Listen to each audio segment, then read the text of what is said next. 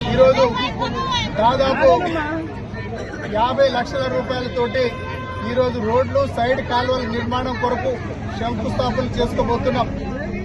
రాబోయేది స్థానిక సంస్థల ఎన్నికలు మీరు ఓటేయక ముందు ఇక్కడ రోడ్డు తయారవుతుందని మీకు అందరికీ తెలియజేస్తున్నాం.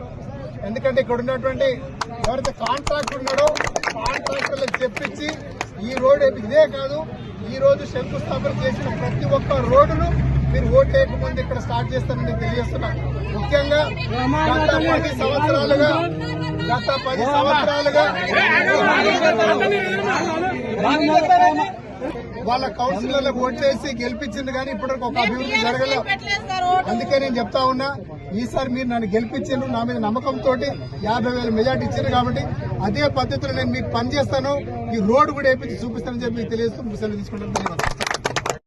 2 గంటలు ఏటింగ్ చేసినావు, రాలే 2 సంవత్సరాలకి ఇయ్యాలి వస్తాడా ఆయన ఎమ్మెల్యే అట్లనే వచ్చేటాడు. నీకు ఓటు 10 ఇంకా 10 రోజులు ఓటేలంగానే ఎమ్మెల్యే వస్తాడా మా బజార్కి?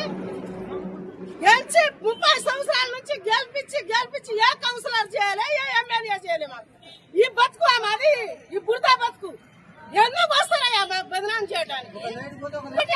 దిక్కు లేరు, పాము వస్తాం, పావులా తిరుగుతాం, తెల్లా తిరుగుతాం, ఫోన్ చేస్తే ఎవరు రారు.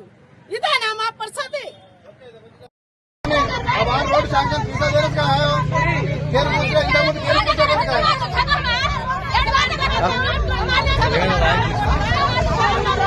రాయి